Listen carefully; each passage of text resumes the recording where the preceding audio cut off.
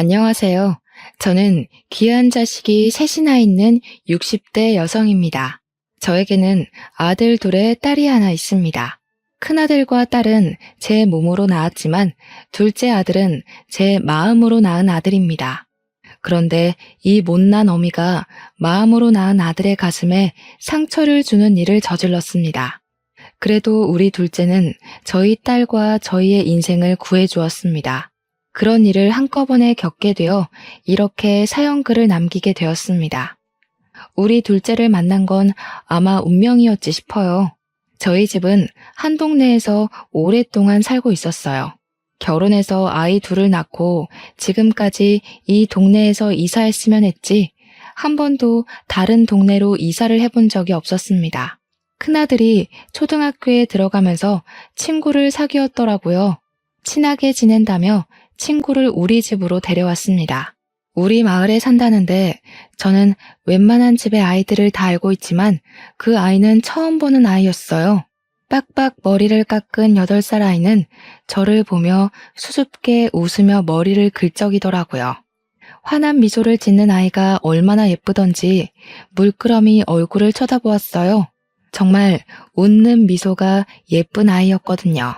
친구 집에 처음 놀러 왔다면서 어린애가 얼마나 얌전하고 의젓하던지 처음 보는 순간부터 그 아이가 제 마음을 파고들었습니다. 어디서 사느냐고 물어보니 저희 집 옆집에 산다는 것이었어요. 그 집에는 할머니 혼자 사시는 집이었습니다. 최근에 동네 사람들이 하는 이야기로는 그 할머니 아들이 이혼하고 손자를 맡아 기르신다고 하셨는데 바로 그 녀석이었죠. 어떻게 이렇게 알토란 같은 녀석을 두고 이혼을 했는지 저라면 수십 번 눈에 밟힐 것 같았어요. 그만큼 그 녀석은 제 마음에 들었습니다. 부부 사이의 일은 부부만 안다지만 참 아이가 가여워 보였어요. 아들과 친구가 된 녀석은 자주 우리 집에 와서 놀다 가곤 했습니다. 아이는 잘하는데 손이나 바짓단이 달아 뜯어져 있거나 옷 한 벌을 오래 입고 다니고 있었어요. 그것을 보는데 참 안타까웠어요. 추운 겨울에도 손목이 튀어나와 손이 허옇게 텄더라고요. 따뜻한 잠바 하나 없어 얇은 봄, 가을 잠바로 겨울을 나기도 하고요. 하지만 아이에게 왜 그렇게 다니니?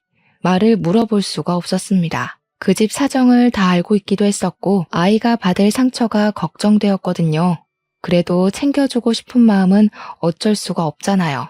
그래서 저는 머리를 열심히 굴렸습니다. 아이가 상처를 받지 않으면서 몰래 도와줄 방법을요.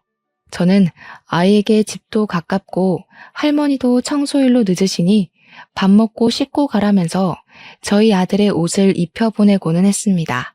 다행히 저희 아이보다 한 치수가 작았던 아이였기에 괜찮다, 너 입어라. 우리 아들은 안 맞는다고 하면 좋아서 싱글벙글 웃더군요. 방학 때 여행을 가게 되면 꼭 그 아이를 데리고 가고 했어요. 정말 잠자는 곳만 다를 뿐 우리 아이처럼 걷었네요.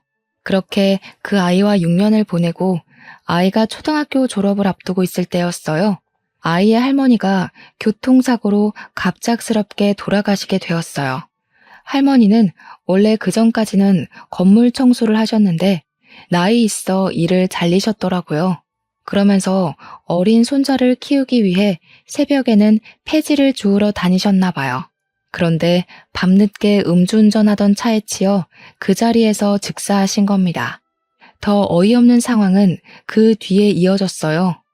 장례식장에 찾아갔더니 그 아이의 아빠가 차주 사람들하고 보상금 이야기를 하더라고요. 그래서 아이도 이제 데려가겠거니 이제 아빠랑 살겠구나 하고 생각했습니다. 그래도 부모랑 사는 거니까 더 아이에게 좋겠거니 했죠. 새엄마라는 사람도 보이니 이제 제대로 챙길 사람이 있어 다행이라고요. 한참 차주 사람들하고 보상 이야기를 하다가 그 사람들이 돌아가니 둘이 이야기를 하더라고요. 옆에 앉아있는 저의 귓속에 그들의 이야기가 그대로 들어와 꽂히는 거였어요. 어머, 돈이 5천이나 생겼네. 노인네 살아생전 땡전 한 푼 없이 살더니 죽어서 자식한테 돈을 쥐어주고 가는 것 보니까 헛되게 죽은 게 아니라 다행이야. 근데 자기야, 당신 아들 어떻게 할 거야? 우리가 키워야 하는 거 아니지? 아, 나 애 안 키워봤어. 어떡해. 나 몰라. 당신이 알아서 챙겨. 저는 어이없는 말에 먹던 육개장이 입 밖으로 튀어나갈 지경이었어요. 그리고 길게 한숨을 내쉬었죠. 그 옆에는 아이도 서 있는데 둘이 앉아서 그런 이야기를 하니 한숨이 안 나올 수가 있나요? 그런데 그 아이 아빠의 말이 더 아이의 가슴에 대못을 박더라고요. 어쩌면 부모라는 사람들이 그런 이야기를 아이 앞에서 꺼낼 수가 있는지 지금 생각해도 정신이 아득해지네요. 에이씨, 왜 내가 키워? 걱정 마라. 어차피 애엄마랑 이혼할 때 고아원에 데려다 버리기로 약속하고 한 이혼이야. 고아원에 버려놨더니 노인네가 어떻게 피부치를 그렇게 버리냐고 데리고 와서 직접 키운다고 한 거야. 그냥 예전처럼 다시 고아원에 데려다 주면 돼. 몇 년 동안은 그래도 키워줬으니까 자기도 받아들이겠지. 옆에 듣고 있는 제가 다 속이 뒤집어지는데 아이는 어쩌겠어요. 바로 장례식장을 뛰쳐나가는 아이를 붙잡으려 했지만 놓치고 말았습니다. 추운 겨울에 아이가 어디로 사라졌는지 한참을 찾아 헤매도 보이지 않았어요. 걱정되는 마음에 우리 가족들이 뿔뿔이 흩어져 아이를 찾아 헤매 다녔는데 큰아이가 저에게 달려와서 그 아이가 집에 있다고 하는 겁니다. 바로 할머니와 살던 집에요. 바로 달려가서 아이를 불렀습니다. 하지만 아이는 할머니와 살던 그 작은 골방에 틀어박혀 문을 잠그고 안 나오는 겁니다. 열어달라고 애원해도 아이는 문을 안 열고 방에서 나오지 않았어요. 문의 작은 틈으로 흐느껴 오는 아이의 울음소리가 밖으로 새어나왔어요. 아이가 그대로 부모에게 그런 이야기를 들었는데 어떻겠어요? 마음에 큰 구멍이 생긴 거겠죠. 그 구멍은 무엇으로도 메울 수가 없었나 봐요. 저는 밥을 가져와서 밥 먹자고 해도 아이는 문을 열지 않았어요. 아무리 달콤한 말로 유혹을 해도 다친 아이의 마음의 문은 열리지 않았어요. 그렇게 며칠을 아이는 그 차가운 방에서 나오지 않았습니다. 그렇게 3일쯤 되니 이러다가 아이까지 죽겠다는 생각이 번뜩 들더라고요. 일단 아이를 살려야겠다는 생각을 하고 남편과 함께 아이의 아버지를 찾아갔습니다. 아이를 고아원에 보내지 말라고 애원을 하러 갔죠. 그래도 아버지가 하는 이야기면 듣지 않겠어요?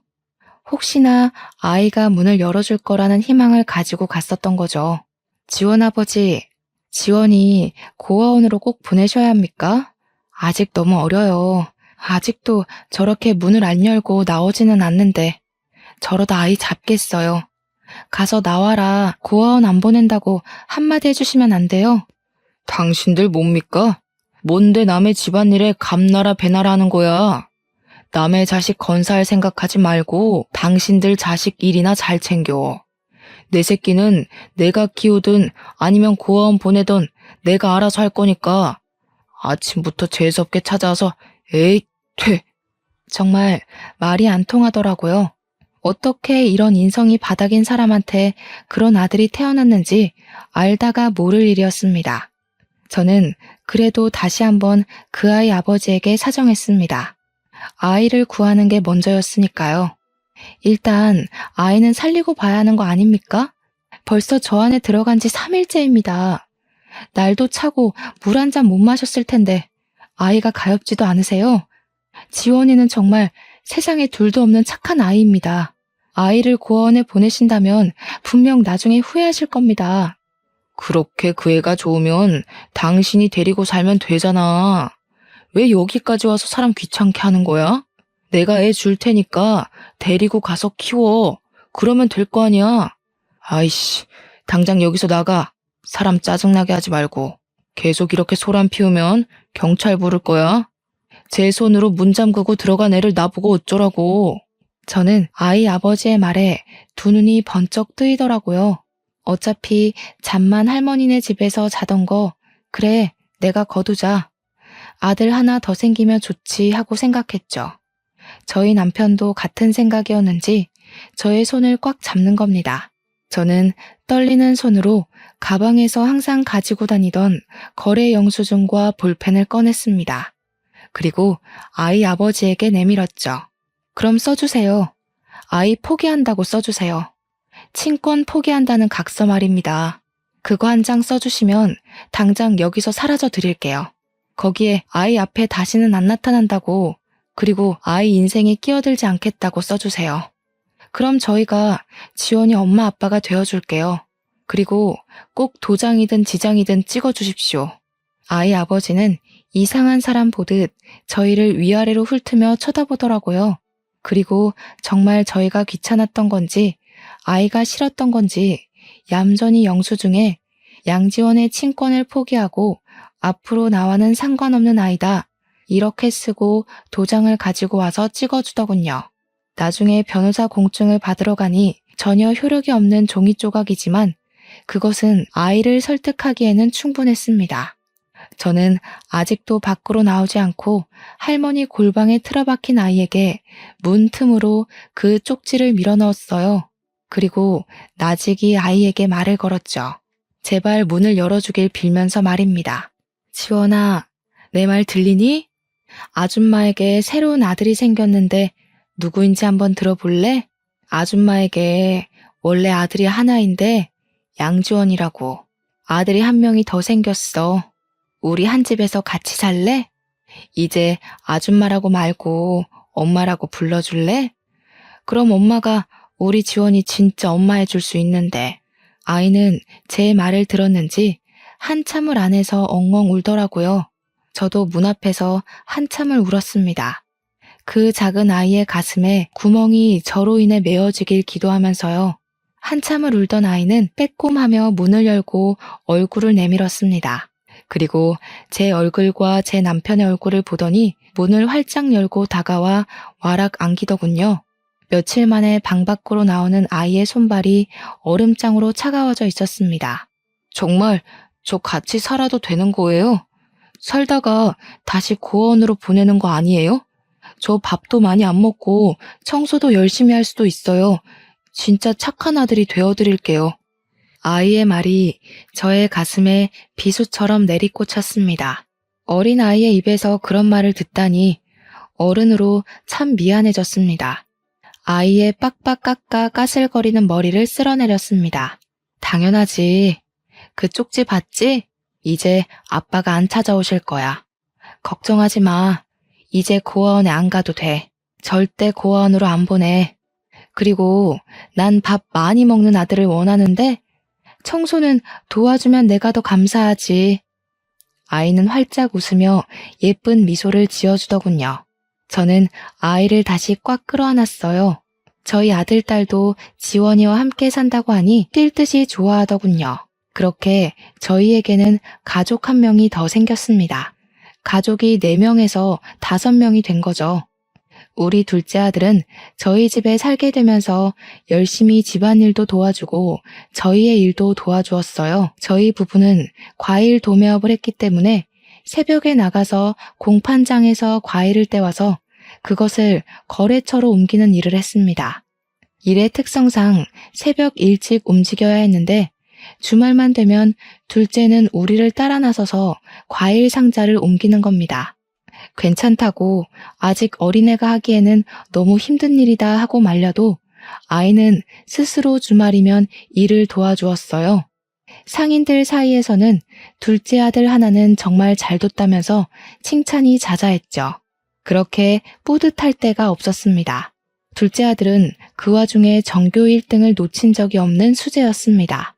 그렇게 새벽마다 도와주고 저녁에는 동생의 공부도 꼼꼼히 확인해주면서 집안일도 알뜰살뜰 도와주는데 어떻게 그 녀석을 싫어할 수가 있겠습니까? 저희의 학비 부담을 덜어주겠다며 아이는 더 좋은 대학을 포기하고 전액 장학금을 받을 수 있는 대학을 선택해서 들어갔습니다. 내가 너 학비를 위해 적금 들어놓았다. 그러니 더 좋은 대학교 선택해라 하고 말하니 아들은 자신의 과는 이 대학교가 더 좋다 하면서 그 돈은 부모님 노후 자금으로 쓰라고 한사코 거부하는 겁니다. 이렇게 잘 자란 내 새끼들은 각자 사회에 나가서 한 자리씩 차지하니 참으로 인생 잘 살고 아이들 잘 키웠다고 생각했습니다. 그렇게 대학도 졸업하고 저희 둘째 아들은 서울에 직장을 다니면서도 주말마다 집으로 내려와 새벽마다 일을 도와주었어요. 정말 대견하고 장하단 생각이 들면서도 걱정이 되었습니다. 가까운 길도 아니고 왕복 3시간이나 걸리는 거리를 매주 빼놓고 오는데 미안하지 않을 부모가 어디 있겠어요. 그만하라, 너 힘들다, 우리는 괜찮다 해도 둘째는 고지 듣지를 않더라고요. 부모님이 고생하는데 어떻게 아들이 가만히 있냐 그러는 겁니다. 정말 마음이 아리고 고마웠습니다.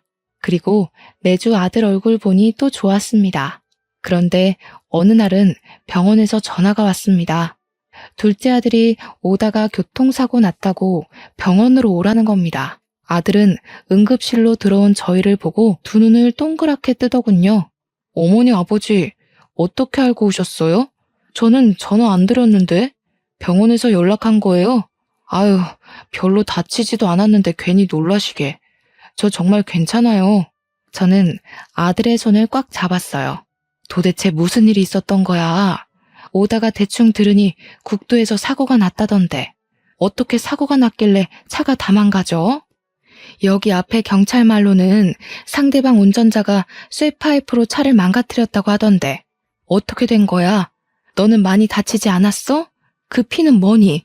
아이는 얼굴에 감긴 붕대를 손으로 짚으며 어색한 미소를 저희에게 지어 보였습니다. 오다가 국도 넘어오는데 너무 어두워서 좀 천천히 갔더니 뒷차가 몇 번인가 클렉슨을 울리더라고요. 빠르게 간다고 갔는데도 불만이었는지 갑자기 제 앞으로 끼어들어오더니 급정거하며 멈춰섰어요. 그런데 운전자가 차에서 내리면서 쇠파이프를 가지고 다가오더라고요. 그 쇠파이프로 제 차를 내리쳤어요. 어떤 미친놈이 그런 짓을 한다니? 어디 더 다치진 않았고? 아유, 세상에, 뉴스에 미친놈 천지라더니 여기도 있었나 보다. 어디 얼굴 좀 보자. 다른 곳은 괜찮은 거야? 아이고, 내 새끼 눈에 보기도 아까운 자식을 이렇게 만들어놨네. 잡히기만 해봐 아주. 그냥 혼을 내줘야겠어. 잡을 수는 있다니? 둘째는 제 손을 꽉 잡으며 웃더라고요. 얼굴이 차 유리에 긁혀 살짝 찢어진 거 말고는 다친 곳 없어요. 너무 걱정하지 마세요. 경찰에게 들으니 잡는 건 쉽지 않나 봐요. 벌써 비슷한 사건이 몇 건인가 있어서 쫓고는 있는데 증거가 부족한가 봐요. 방범 카메라 하나 없는 국도만 골라서 그런 범행을 저지른 데다가 얼굴에는 마스크하고 모자까지 써서 찾기도 힘들고요. 하필 제 차는 블랙박스까지 같이 파손되는 바람에 그 장면이 안 찍혔나 봐요. 다행히 그 사람 손에 특이한 문신을 봐서 말해주었어요. 제이라는 문신을 손목에 새겼더라고요. 저는 길게 한숨을 내쉬었어요. 그래도 크게 안 다친 게 다행이다. 차만 그렇게 만든 게 천만의 다행이다 하고 넘겨야 했습니다. 속이 타도 어쩌겠어요. 경찰에서는 범인을 잡는 게 어렵다는 통보만 남기고 사건을 종결시켜 버렸습니다. 둘째 차가 파손당하고 한동안 저희에게 못 내려오니 그래, 위험한데 잘 됐지 싶기도 했어요. 하지만 금세 다시 차를 사서 저희한테 다시 오더라고요. 그렇게 시간이 흘러가고 저희 막내딸이 결혼하고 싶은 사람이 있다고 남자친구를 데리고 온다는 겁니다. 잘 됐다. 그래, 다들 홍기가 차가니 세 놈 중에 한 놈이라도 빨리 결혼시켜야겠다는 생각이 들었습니다. 큰 놈은 연애는 하는데 결혼 이야기는 코빼기도 안 하고 둘째는 일하랴 주말이면 이곳에 오는데 연애할 틈이라도 있겠어요. 넌 여자도 없냐 하고 말하면 그냥 말을 얼버무리는 통에 더 이상 말도 못 꺼냈습니다. 숫기가 없는지 아니면 연애에 재능이 없는지 제 눈에는 이렇게 이쁘고 잘생겼는데 여자들 눈이 삔 것인지 알 수가 없었어요. 그렇게 딸의 남자친구와 주말에 밥 한번 먹자면서 가족끼리 모였습니다. 말끔하게 차려입은 딸의 남자친구를 보는데 어쩜 그렇게 예쁘장하게 보이던지 옷도 잘 입고 사람이 참 말쑥하게 생겼더라고요. 딸은 남자친구를 소개해주며 큰오빠와 작은오빠라며 차근차근 그에게 설명하고 악수를 했습니다. 딸의 남자친구와 웃으며 악수를 하던 둘째 아들의 얼굴이 순식간에 굳어지는 겁니다. 그러더니 입을 꽉 다물더라고요. 저는 대수롭지 않게 생각하고 밥을 차렸습니다. 다들 식사를 시작하고 한참 밥을 먹고 있는데 작은 아들이 딸의 남자친구를 바라보는 눈빛이 싸해졌어요. 물끄러미 딸의 남자친구를 지켜보다가 말을 걸더라고요. 혹시 집이 이 근처 사시는 겁니까? 집이 어느 방향이시죠? 밤에 운전을 자주 하시나요? 그런데 몇 날 몇 시에 국도로 운전하신 적 있으세요? 순간 웃고 있던 딸 남자친구의 얼굴이 웃음기 하나 없이 변하더라고요. 그러더니 다시 입가에 옅은 미소를 띠며 말을 이었습니다. 그건 왜 물으시는 겁니까? 이 근처에 살면 안 되는 건가요? 밤에 운전이요? 가끔 드라이브는 하죠. 여자친구랑요. 그리고 일일이 언제 어디를 운전했는지 기억을 하시고 다니시나 봐요. 혜진이 말로는 똑똑하다더니 정말 기억력이 좋으신가 봐요. 네, 제가 좀 머리가 좋아서 한번 본 거 잘 잊지를 못합니다. 제가 몇 달 전에 정말 황당한 일을 당한 적이 있는데 갑자기 뒷차가 앞으로 끼어들더니 미친놈이 쇠파이프를 들고 제 차를 박살을 내놨거든요. 개새끼가 얼굴은 들키기 싫었는지 모자에 마스크까지 쓰고 있었는데 손목은 왜 가릴 생각을 안 했는지 몰라요. 안 들킬 자신감이 쩔었나? 둘째 아들은 자리에서 일어나더니 딸 남자친구의 손목을 잡고 소매를 걷어내더군요. 그곳에는 쥐라는 문신이 새겨져 있었습니다. 둘째 아들의 얼굴이 순식간에 일그러졌습니다. 딸의 남자친구는 자리를 박차고 일어났습니다. 와씨, 지금 저를 그 운전자라고 착각한 겁니까? 진짜 황당하네. 여자친구 집에 인사와서 범죄자 취급을 당하고 뭐 이런 경우가 다 있죠? 죄송합니다 어머니. 아버님, 제가 지금 진정이 되지 않아서 다음에 다시 인사드려도 될까요? 미안해 혜진아. 나 오늘은 기분이 더러워서 그냥 가야겠다. 그렇게 말하며 딸의 남자친구는 그냥 밖으로 나가버렸습니다. 딸은 둘째를 노려보더라고요. 오빠, 지금 무슨 경우야? 지금 저 사람을 정말 그 운전자랑 착각한 거야? 그 사람 손목에 제 문신이었다며. 저 사람은 쥐 문신이야. 이걸 어떻게 책임질 거야? 빨리 가서 사과해. 빨리. 저 사람 진짜 화 많이 났잖아. 맞아, 저놈이야. 저놈이 그 운전자야. 그러니까 너도 정신 차리고 다시는 저 새끼 만날 생각하지 마. 너랑 어울리기에는 너무 질이 나쁜 놈이야. 지금 찔리니까 그냥 가는 거잖아. 딸은 두 눈을 동그랗게 뜨더니 둘째 아들을 밀쳐냈습니다. 무슨 증거로 그렇게 말하는 거야? 오빠, 내가 결혼하는 거 싫어? 그래서 그래? 오빠가 내 친오빠면은 내가 좋아하는 사람 데려왔다고 그러겠어? 그리고 내가 그런 사람이면 몰라봤겠냐고. 나 저 사람하고 1년 넘게 사귀었어. 그런데 그런 걸 몰랐겠냐고. 저 사람하고 헤어지면 오빠가 책임질 거야? 오빠가 사람 착각한 거야. 문신도 다르잖아. 진짜 어이가 없다. 나 오빠가 저 사람한테 사과하기 전에 오빠 안 볼 거야. 딸은 그렇게 소리를 치고서는 남자친구를 따라 밖으로 나가버렸어요. 저는 둘째를 붙잡고 다시 물어보았습니다. 확실히 알아야 할 것은 알아야 했으니까요. 물론 둘째의 성격을 잘 알고 있으니 그 아이를 믿었지만 그렇다고 확실한 것 없이 딸의 남자친구를 의심할 수 없었으니까요. 정말 확실히 그 사람이 맞는 거냐? 어두워 얼굴도 제대로 못 봤다며. 나중에 그 차도 대포차라고 밝혀졌다며. 그런데 어떻게 그 사람이라고 확신을 할 수 있는 건데? 문신도 다르고 네가 이번에는 너무 경솔하게 판단한 것 같아. 둘째 아들은 자신의 머리를 짚으며 길게 한숨을 내쉬더라고요. 네, 분명합니다. 제2로 잘못 본 것은 쥐의 동그란 밑부분이 소매로 가려져서 착각한 것 같아요. 제가 본 제이와 쥐의 끝에 획이 틀어져 있는 게 같아요. 아무리 몇 번이나 그 사람 손을 보고 또 봐도 같은 글자가 맞아요. 혜진이를 위해서도 저 사람과 헤어지게 해야 해요. 아무리 그래도 어떻게 그것만 가지고 애들을 헤어지게 할 수는 없다. 확실한 증거도 없는데 그럴 수는 없어. 너도 그건 확실한 증거가 아니잖니. 그때 어둡고 정신이 없어서 잘못 본 걸 수도 있잖니. 조금 더 시간을 두고 생각해보자. 둘째 아들은 생전 처음으로 저에게 언성을 높이더군요. 정말 확실하게 봤어요. 그놈이 틀림없어요. 체격도 같고 그 정도로 치밀하게 남의 차를 깨부수는 놈이면은 나중에 혜진이한테도 그럴 수도 있어요. 어머니, 그러니까 빨리 헤어지게 해야 해요. 그러다가 혜진이가 다치기라도 하면 어떡해 해요. 저는 둘째의 얼굴을 쳐다보며 미간을 찌푸렸어요. 넌 무슨 말을 그렇게 하니? 혜진이가 그렇게 되길 바라는 거야? 아무리 말이라도 그렇게 말하면 안 되는 거 아니니? 아무 증거 없이 그렇게 사람 판단하면 안 된다. 아무튼 이 일은 네가 경솔했어.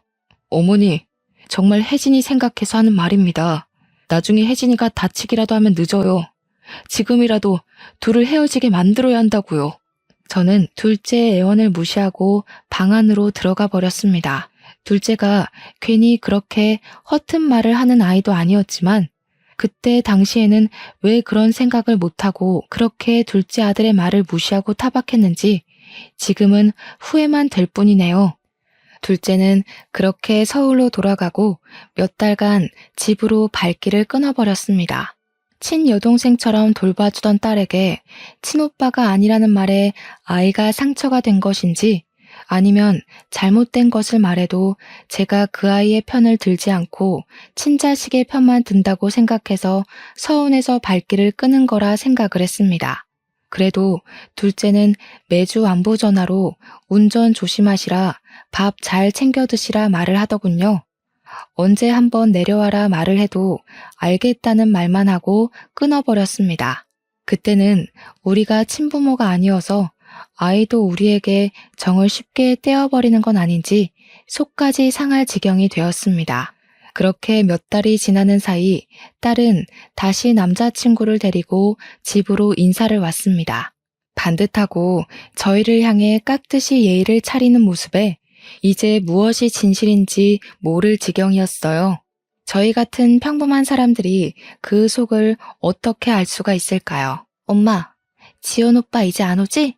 정말 왜 그 일을 그런 사람으로 착각했나 몰라. 착각하고 부끄러워서 이제 집에도 안 오고. 그냥 와서 사과 한마디 하는 게 그렇게 어렵나? 우리 그이 이렇게 착하고 성실한데 엄마도 직접 봐봐. 정말 착하고 성실하잖아. 그런 망나니 같은 짓을 우리 그이가 할 리가 없다니까. 저는 남자친구의 팔을 꽉 잡고 빙그레 웃는 딸을 보고 어색한 미소를 지었습니다. 딸의 남자친구는 일어나 남편의 잔에 술을 따라주었습니다. 혜진이한테 들었습니다. 둘째 오빠는 친오빠가 아니라고 하더라고요. 정말 대단하십니다. 어떻게 남의 자식을 그렇게 친자식처럼 키우셨어요? 저 같으면 흉내도 못 냈을 겁니다. 존경합니다, 어머님, 아버님. 저도 자식으로 받아주십시오. 혜진이 울리지 않고 공주님처럼 모시며 잘 살겠습니다. 참 싹싹한 모습이 마음에 들었지만 그의 손의 문신에 또 눈길이 멈추더라고요. 설마 둘째의 말이 진짜면 어쩌지 하는 생각이 들었지만 바로 앞에서 저희를 보고 웃는 딸아이의 남자친구의 모습에 둘의 결혼을 허락했습니다. 설마 정말 범인이면 저렇게 마음 편하게 웃지는 않겠지라는 마음이 들었습니다.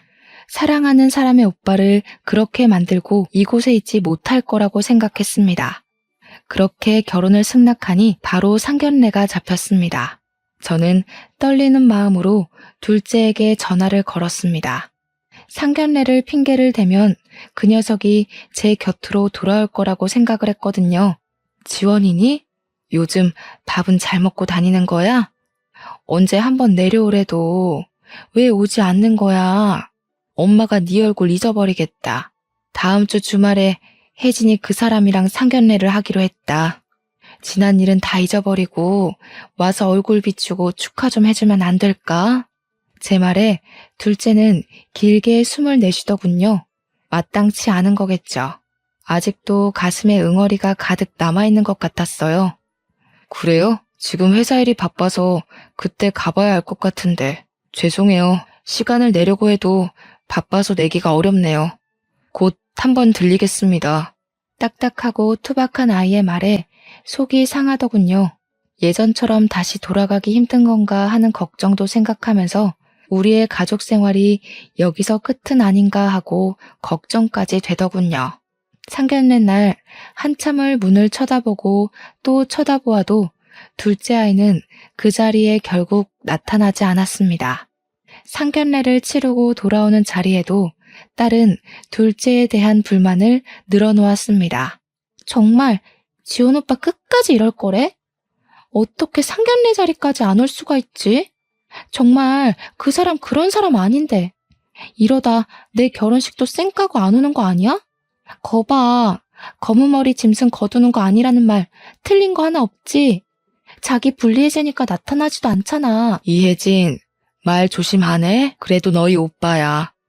사실 나도 아직 너희 남자친구가 범인일 수도 있다는 생각한다.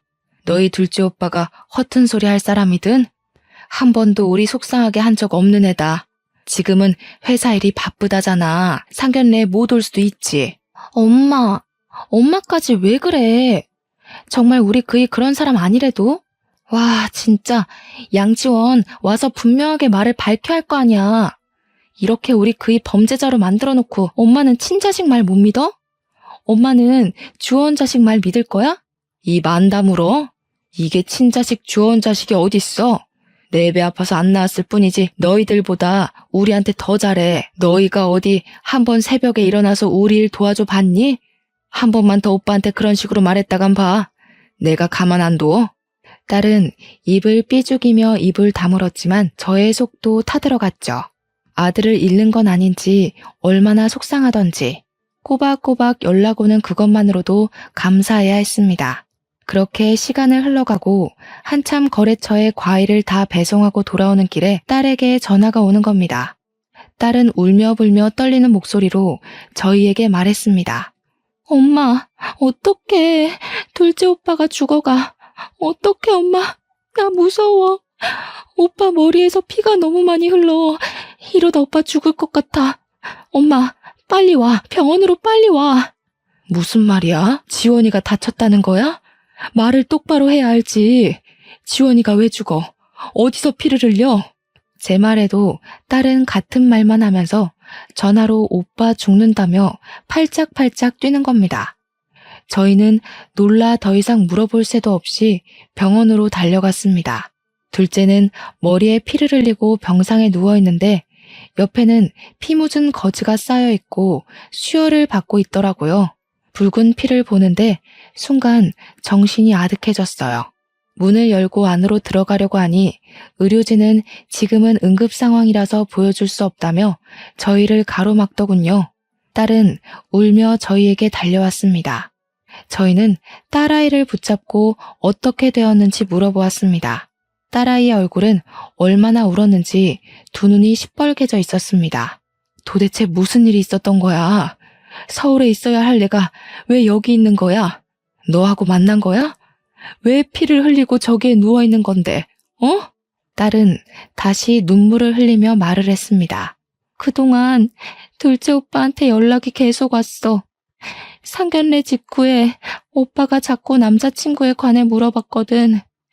언제 밖으로 나가냐? 혹시 다른 차 타는 거 못 봤냐?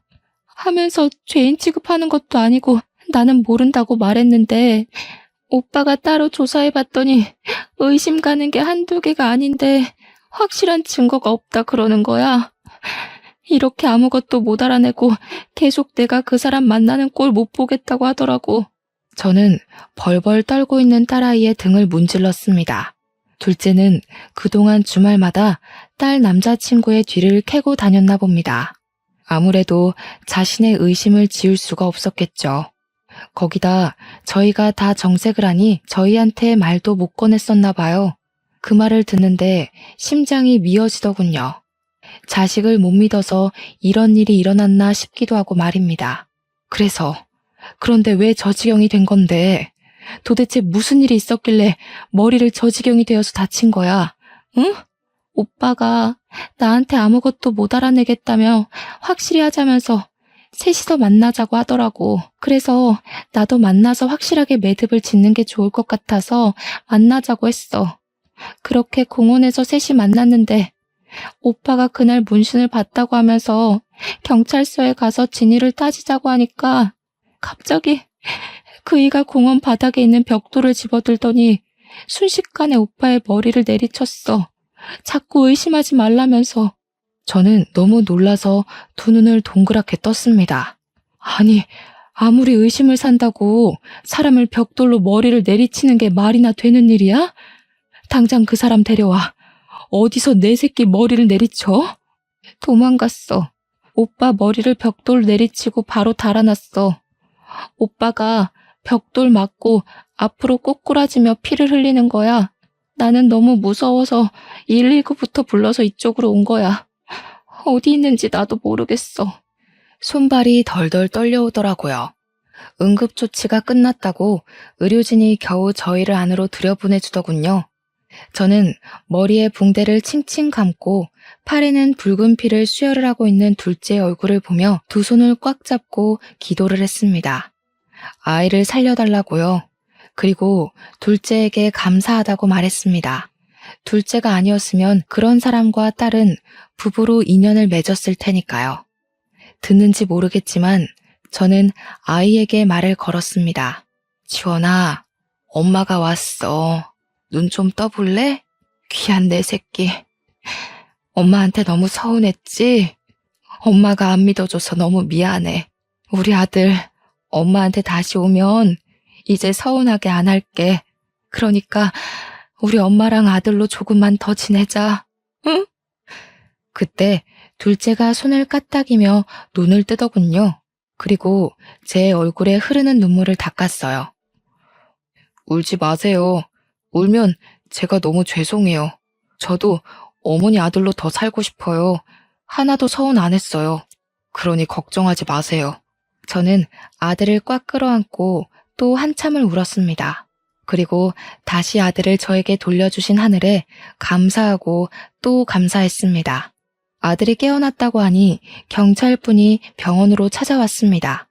안녕하십니까? 일어나셨군요. 다행입니다. 제보 덕분에 범인을 잡았습니다. 예상하신 대로 벽돌로 내리친 사람이 난폭 운전자가 맞았더라고요. 그동안 제보해주신 증거를 토대로 저희가 더 조사해서 범인이 타고 다니던 차량도 찾아냈습니다. 그 사람의 아버지 명의로 되어 있는 시골 창고에서 발견되었더군요. 덕분에 정말 오랫동안 애먹은 사건을 해결했습니다. 잡았다니 다행입니다. 그동안 노력이 헛수고가 되지 않았군요. 잡지 못하면 어떻게 하나 걱정했습니다. 저는 아들의 손을 꽉 잡았습니다. 아들은 그동안의 조사를 한 것을 꾸준하게 경찰에 제보를 해왔더라고요. 그래서 수사에도 많은 도움이 되었다고 했습니다. 정말 눈썰미가 좋으신가 봐요. 그동안 몇 명인가 범인의 손목 문신을 보긴 했는데 문신이 있다는 것만 알고 글자인지 그림인지 특정조차 못하고 넘어갔거든요. 덕분에 미제 사건으로 끝날 수도 있는 사건을 해결하게 되었습니다. 그런데 아직 추가 증언을 해주셔야 해서 회복하시면 경찰서로 방문을 해주셔야 하는데 괜찮겠습니까? 아들은 그렇게 하겠다고 말을 했습니다. 경찰의 말을 옆에서 잠자코 듣고 있던 저희 딸이 조심히 자리에서 일어나 둘째에게 사과했습니다. 오빠, 정말 미안해. 내가 오빠를 못 믿었어. 친오빠가 아니란 말 진심이 아니었어. 그냥 속상해서 꺼낸 말이야. 용서해줘. 그리고 나를 그렇게 생각해줘서 너무 고마워. 그리고 일어나줘서 너무 고마워, 오빠. 아들은 울고 있는 딸의 등을 토닥였습니다. 됐다. 뭐 오빠가 되어서 여동생 투정도 못 받아들일 만큼 속 좁은 오빠는 하기 싫다. 용서고 뭐고 우리는 가족이잖아. 그런 게 무슨 의미가 있어. 오빠가 할 일을 한 거야. 그만 울어 못나나. 넌 울면 더 못생겨지더라. 딸은 둘째를 꽉 끌어안고 한참을 울더라고요. 아들이 퇴원하고 저와 둘째는 손을 꽉 잡고 경찰서로 향했습니다. 아직 해결하지 못한 일이 있으니 마무리를 짓고 와야 했으니까요. 그곳에서 다시는 꼴보기 싫은 딸의 남자친구가 앉아서 조사를 받고 있더라고요. 저희와 눈을 마주치고는 얼굴이 시뻘개지더군요. 아씨, 진짜 여자 한 번 만나서 인생 제대로 꼬이네. 진짜 완전히 안 들킬 자신 있었는데 재수가 없어가지고 하필 그런 여자를 만나서 아이 짜증나. 아무튼 만날 때마다 재수가 없었다니까. 젠장. 둘째 얼굴은 시뻘개지더니 그 남자의 멱살을 잡아 끄는 겁니다. 야, 너 말 다시 해봐. 뭘 어째? 우리 혜진이가 너를 얼마나 믿었는지 알아? 뚫린 입이라고 함부로 내뱉는다고 다 말이냐? 죄를 지어서 경찰서에 왔으면 다시는 안 하겠다는 반성을 해야지. 어떻게 처먹은 새끼가 반성한다는 말 한마디, 미안하다는 말 한마디라네. 내가 너 잡으려고 진짜 이를 갈았어. 혜진 옆에서 너 같은 새끼가 있다는 게 끔찍해서 반드시 잡아서 콩밥 먹이겠다고 다짐했거든. 아이씨, 어차피 친오빠도 아니라며. 어디서 가족인 척 행세를 하는 거야? 네가 아무리 그런다고 그 집 식구가 될 것 같냐? 어? 거지 새끼가 그동안 키워준 은혜를 알면 알아서 눈치 보고 기어나가야지. 아직도 그렇게 빌빌거리며 남아있냐? 재산이라도 노리냐? 직접 가보니 빼먹을 것도 별로 없을 것 같더만. 둘째 얼굴이 시뻘개지면서 손을 들어올리자 저는 아들의 앞을 막아서며 저는 아들 손에서 그 멱살을 빼냈습니다. 지원아, 그만해라. 아직 무리하면 안 돼. 덜 회복됐잖아. 이런 짐승 같지도 않은 것에 뺨을 치면 뭐하겠니? 네 손만 더러워질라. 그러니까 그만 그 손 내려놔. 아들은 멱살을 잡은 손을 놓으면서도 화가 덜 풀렸는지 악 하고 소리를 내질렀습니다. 오죽하면 얌전한 애가 그렇게 소리를 내지를까요? 지 속도 답답했을 겁니다. 저는 아들을 진정시키고 획 돌아서며 딸의 남자친구를 쳐다보았습니다. 아직도 반성 못했는지 고개를 빳빳이 치켜들고 저를 쳐다보더라고요. 순간 눈에 불이 확 번졌습니다. 이놈을 그냥 두고 갈 수가 없겠더라고요. 저는 손을 올려 강하게 그놈의 뺨을 내리쳤어요. 순간 짝 하는 소리가 경찰서의 안을 가득 울려 퍼졌습니다. 그래도 어미가 되어서 내 딸, 내 아들 가슴에 대목 받게 하고 머리에 피 흘리게 한 값은 치러야지. 안 그래? 한 번만 더 내 새끼들한테 피눈물 나게 해봐. 그 다음에는 뺨 한 대로 안 끝내. 알겠어? 그리고 뭐? 거지 새끼? 어디서 내 아들한테 그런 상스러운 말을 입에 담아? 네가 우리 사위로 안 들어온 걸 천만다행이지. 나는 오늘부터 하늘에 감사기도 드릴 거다. 가자 지원아. 엄마 손 잡아. 그렇게 말하고 저는 아들의 손을 꽉 잡고서 경찰서 밖으로 나왔습니다. 아들은 밖으로 나오며 저의 손을 꽉 잡고 방긋거리며 환하게 웃더군요. 다시는 그런 미소를 못 볼까봐 얼마나 가슴을 졸였던지 다행히 아들은 그 웃음을 다시 저에게 지어주었습니다. 아들은 지금은 후유증 없이 잘 회복하고 잘 지내고 있습니다. 결혼도 하고 예쁜 손녀도 둘이나 낳아주었습니다. 지금은 곁에 있고 싶다고 서울 생활도 접고 집 근처에 살면서 주말마다 일을 도와줍니다.